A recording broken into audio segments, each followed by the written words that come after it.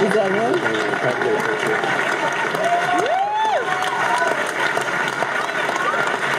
Such charge to blow open its doors. You will also witness the detonation of some of these other field expedient charges.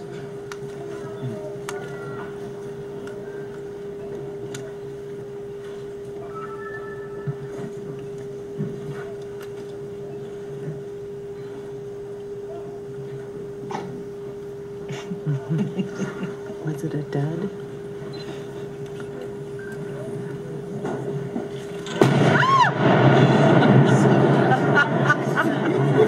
I think that's gonna be that loud. Oh my gosh. Oh my gosh.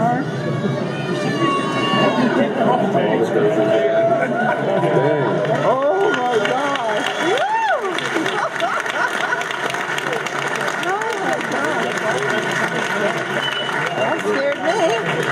Sorry about that. Oh, jeez. Yeah. Ladies and gentlemen, we have your targets from the previous demonstration. First, the ribbon cutting charge. Notice the smooth, clean-cut effect. Next, we have the shape charge. Notice the large hole blown into the flat steel plate. And finally, when properly employed, composition C4 is capable of falling any size tree. Ladies and gentlemen, now that you have witnessed some of the many uses and capabilities of composition C4, a few of its characteristics are that it is virtually insensitive to shock or friction, and more than likely will not blow when struck by small arms fire or with rough handling. Oh gosh. Oh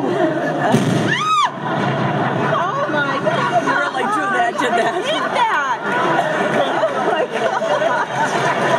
Oh my God. Control the paper bag out. Oh my gosh.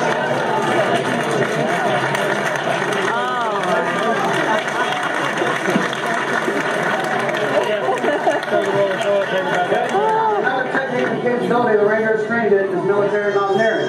Our next narrator is Sergeant First Class Camp. Yelling is an integral part of the mountaineering instruction taught during the Ranger course. It is a technique of descending a vertical surface by means of a mechanical device and is taught in the Ranger course for several reasons. First, it helps the student overcome an inherent fear of heights. Second, it builds confidence in the individual and teaches the Ranger an additional capability. He again learns there is virtually no impassable terrain for a determined, well-trained, well-led force. In order to rappel, certain items of mountaineering equipment are essential. First, the Kernel rope. This rope is 11 millimeters in diameter and 150 feet in length. It has a tensile strength of approximately 4,800 pounds. An additional characteristic of this rope is its lack of elasticity. That is, it will stretch only 2% under working conditions. The Ranger is also trained in the use of the SOFME, or Special Operations Forces mountaineering equipment. The SOFME is used for climbing, belaying, and rappelling. Notice the full-body climbing harness, which is constructed of nylon webbing.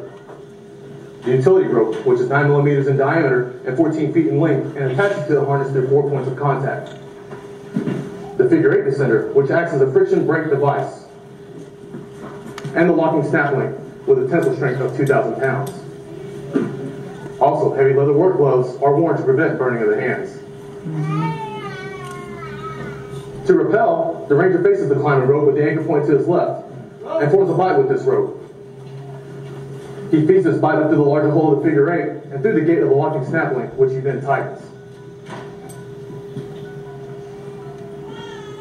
The Ranger then dons his heavy leather work gloves.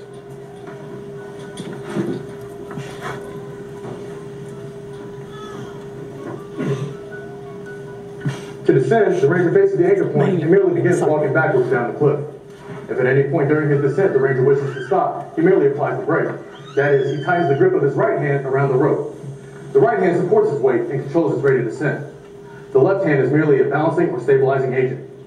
To continue his descent, the Ranger releases the grip of his right hand and continues walking backwards down the cliff.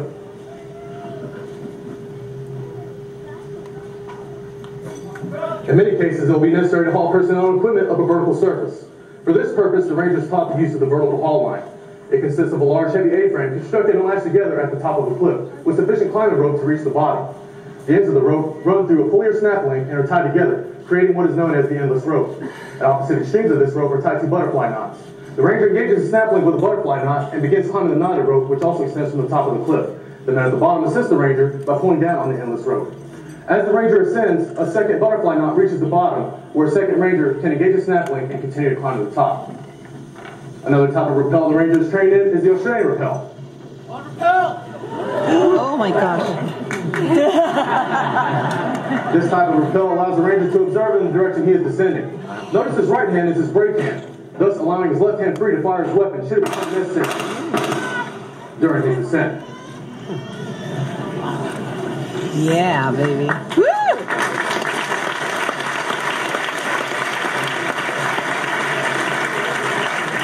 In the event a soldier is slightly wounded and a litter is not available, the ranger is also trained in evacuation techniques.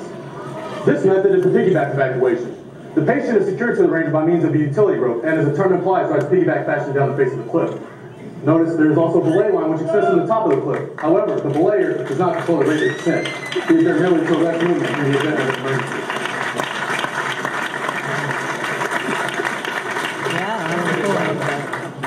You will notice the ranger is commanded on rappel before descending and off rappel after touching down.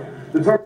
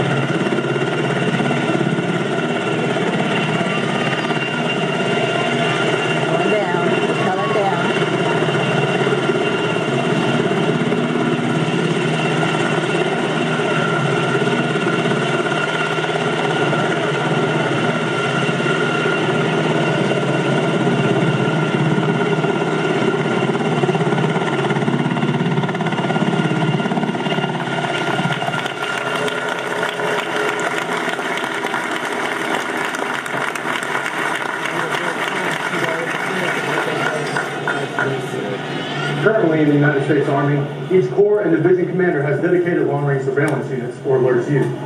These units consist of 6 to 18 teams comprised primarily of ranger-qualified personnel.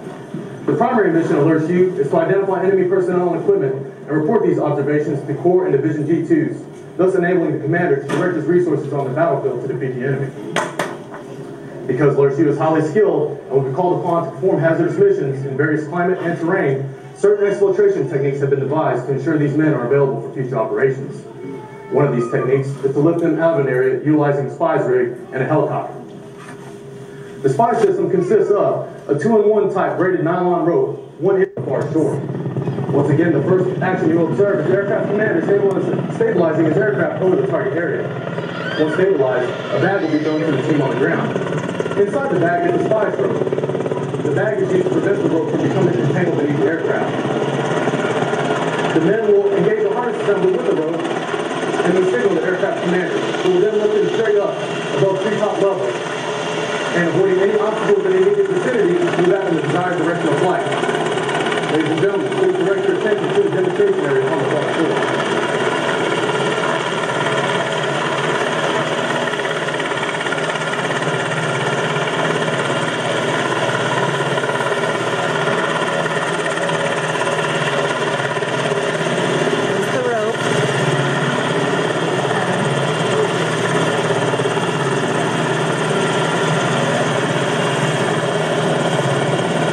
Look at the bottom of the rope.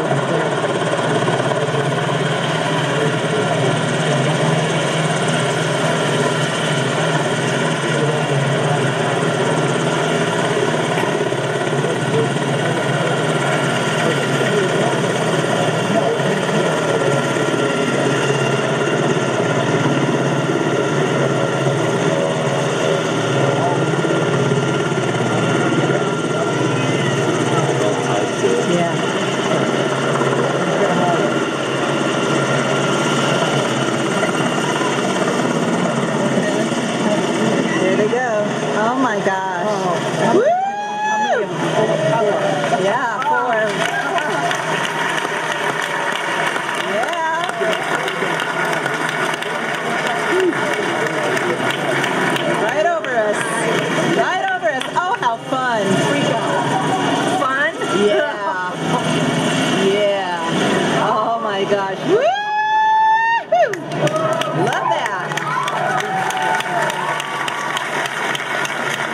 log rope drop.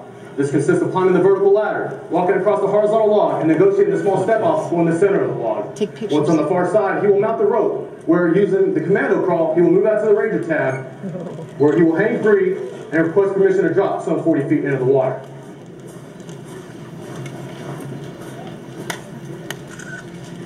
Sergeant, you originally request Mr. Drop, Sergeant! Nope. Of course not. Drop, Ranger. Originally the word!